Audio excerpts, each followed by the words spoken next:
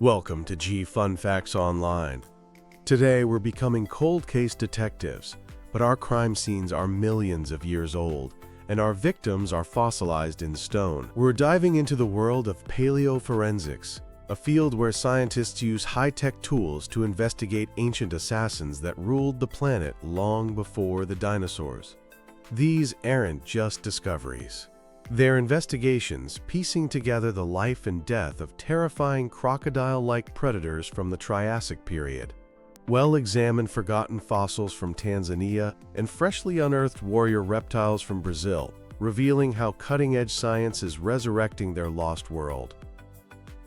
At the center of this revolution is a creature whose story lay dormant for nearly 60 years. Mambawakale ruhuhu. Its fossilized bones were first unearthed back in 1963 from the Manda beds of southwestern Tanzania. They were part of a historic expedition, but for decades they remained an unstudied enigma, locked away in a museum archive. It wasn't until 2022 that a team of researchers finally gave this predator its name and its proper place in history. The name itself, Mambawakale ruhuhu, is a beautiful nod to its origins. It combines the Kiswahili words mamba for crocodile and wakale for ancient, with ruhuhu honoring the basin where it was found. This was a deliberate choice to recognize the crucial role that Tanzanians played in the original 1963 expedition, a contribution often overlooked in paleontological history. But this ancient crocodile was more than just a name. It was a terrifying reality for the creatures of the Middle Triassic, around 240 million years ago. This was an apex predator of immense size, stretching an estimated 16 feet, or 5 meters in length. To put that in perspective, that's longer than most modern saltwater crocodiles, making Mambawakale one of the largest and most formidable carnivores of its time. What truly makes the story of Mambawakale a landmark in paleoforensics is how scientists unlock the secrets held within its incomplete skeleton.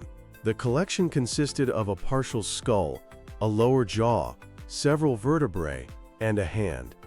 A previous paleontologist, Alan Chareg, had informally nicknamed it Palasteria, but it was never officially described or published. The modern team faced a major challenge. How do you analyze old, incomplete, and partially obscured fossils to prove they belong to a completely new species? This is where the digital crime lab comes into play. The skull, while impressively large with an estimated full length of over 29 inches, was not perfectly preserved. To see what the naked eye could not, the researchers turned to X-ray computed tomography, or CT scanning. This is the same technology doctors use to see inside the human body without surgery. For paleontologists, CT scanners create thousands of high-resolution digital slices of a fossil. These images can distinguish between the fossilized bone and the surrounding rock, known as the matrix, even when they look identical in color and texture. For Mambawakale, this process was nothing short of transformative. The CT data allowed scientists to digitally segment each individual bone of the skull. In essence, they performed a virtual dissection, creating a flawless 3D model of the predator's head. This digital reconstruction revealed a wealth of hidden anatomical details and showed exactly how the bones of the skull fit together. Features that were once obscured by rock or damage, like the true shape of the palate and the internal structure of the jaw, suddenly became crystal clear.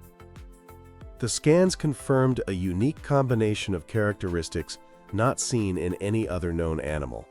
It had a remarkably large nostril opening, a surprisingly narrow lower jaw, and a significant variation in the size of the teeth at the front of its snout. These unique traits, called autapomorphies by scientists, are like definitive fingerprints. They were the evidence the team needed to confidently declare Mambawakale ruhuhu a new species, closing a cold case that was 6 decades old. The forensic investigation didn't stop at the skull. The bones of the creature's left hand, or manus, were also meticulously examined. The team used a portable surface scanner to create another highly detailed 3D model.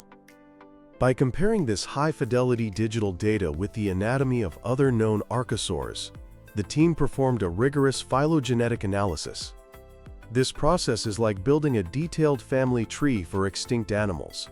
The analysis placed Mambawakale as an early diverging pseudosuchian, a member of the great archosaur lineage that leads directly to modern crocodilians. This terrifying predator was, in essence, one of the first evolutionary steps on the path that would eventually produce the crocodiles and alligators we see today. The work on Mambawakale did more than just identify a new predator. It helped paint a more vivid picture of its entire world.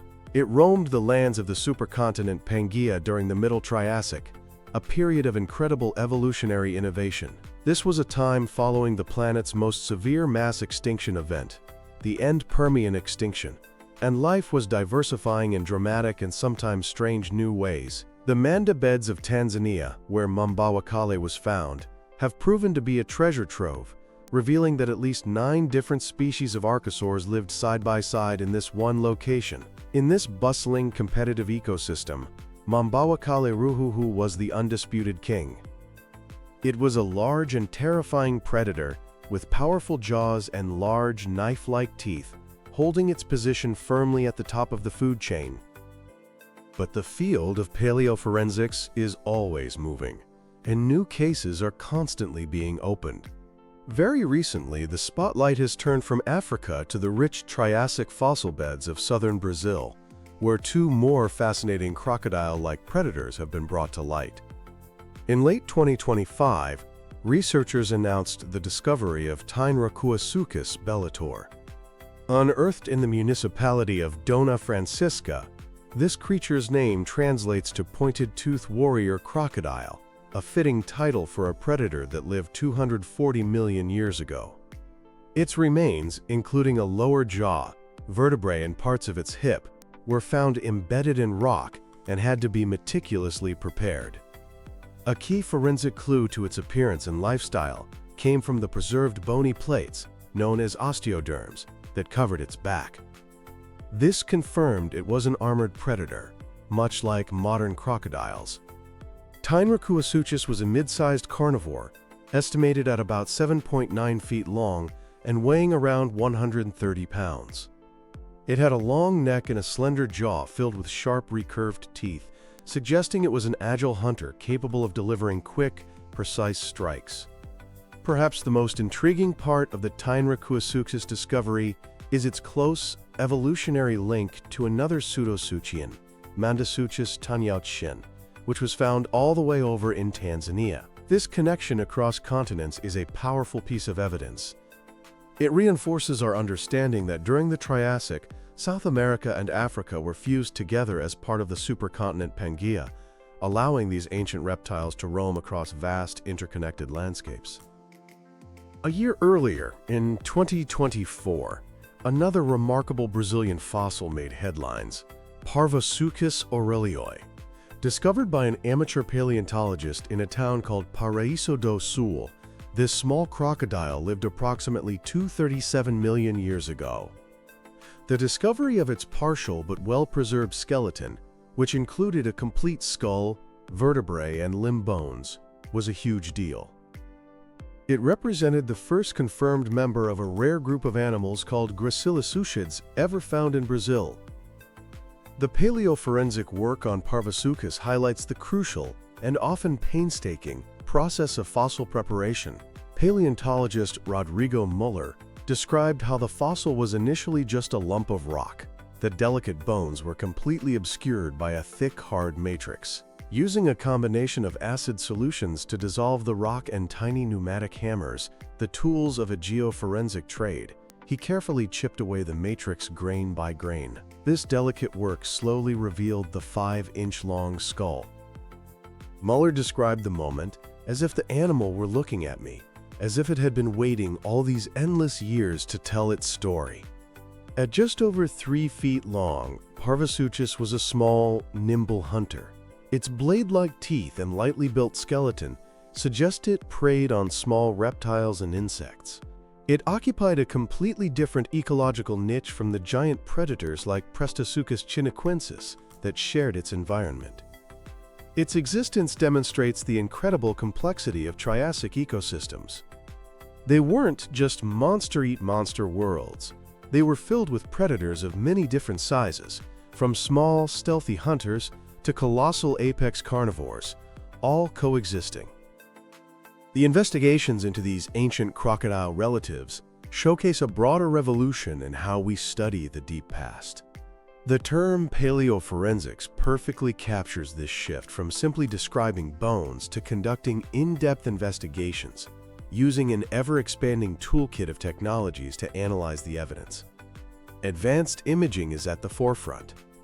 Beyond the CT scanning we saw with Mambawakale, paleontologists now use micro-CT scanning, which provides even higher resolution for smaller fossils, revealing incredible details like the interlocking mechanisms of armor plates. There's also laser-stimulated fluorescence, or LSF. This technique uses high-powered lasers to make fossilized bone glow a different color from the surrounding rock, instantly and clearly separating the two and revealing subtle surface textures that are otherwise invisible. For the most detailed work, scientists can use synchrotron tomography, which uses a particle accelerator to generate incredibly bright X-rays, capable of visualizing structures smaller than 1/1000th of a millimeter. Once a fossil is digitized, it becomes a virtual object that can be studied endlessly without any risk of damaging the priceless original. Scientists can 3D print copies for hands-on study, they can digitally reconstruct missing pieces based on close relatives, and they can even subject the virtual bones to biomechanical analysis.